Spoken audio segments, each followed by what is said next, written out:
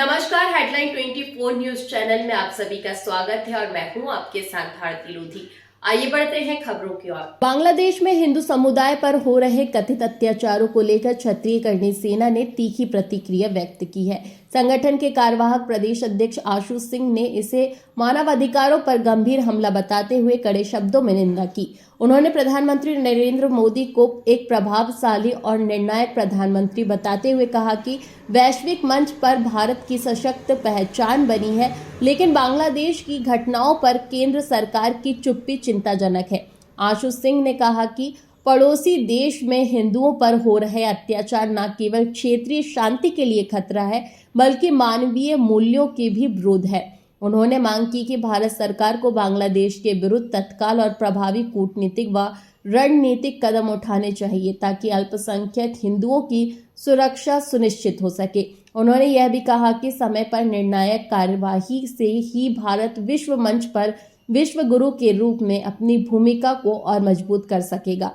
इस अवसर पर संगठन के जिला सचिव भरत राजपूत और अवनीश सिंह विशेष रूप से उपस्थित रहे। उपस्थित पदाधिकारियों ने एक स्वर में बांग्लादेश में हिंदुओं पर हो रहे अत्याचारों की निंदा करते हुए केंद्र सरकार से सख्त रुख अपनाने की अपील की। उन्होंने कहा कि मानवाधिकारों की रक्षा और धार्मिक स्वतंत्रता सुनिश्चित करना अंतर्राष्ट्रीय समुदाय की साझा जिम्मेदारी है और भारत को इस दिशा में नेतृत्व करना चाहिए। कार्यक्रम के अंत में क्षत्रिय करणी सेना ने स्पष्ट किया कि वह देश विदेश में हिंदू समाज की सुरक्षा, सम्मान और अधिकारों के लिए लोकतांत्रिक व संवैधानिक तरीके से आवाज उठाती रहेगी। सर, लगातार बांग्लादेश में हिंदुओं पे अत्याचार हो रहे हैं, लगातार वीडियो खबरें आ रही है जिससे हमारे देश के हिंदुओं को हाथ पहुँच रही है।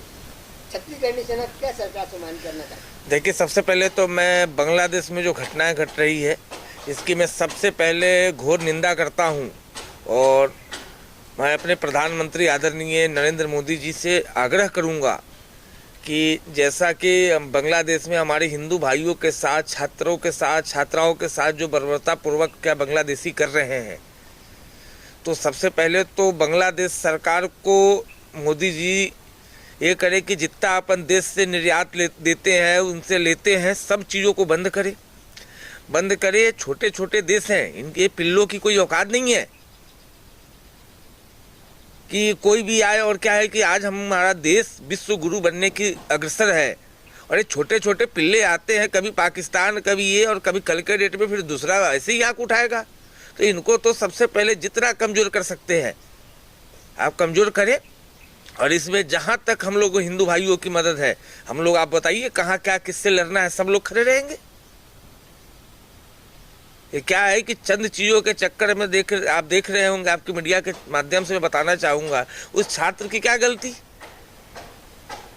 लेकिन अपन इस देश में है, कुछ हमारे देश के धर्म निरपेक्ष ठेकेदार हैं, नेता है, जो क्या है कि बांग्लादेशियों को भी सपोर्ट करते हैं।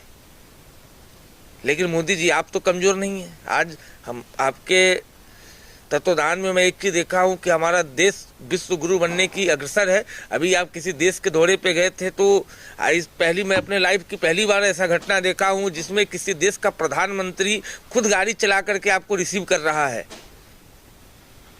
और उसके बाद अगर आप इस मुद्दे पे मौन हैं तो इसको आप जल्दी से देखिए।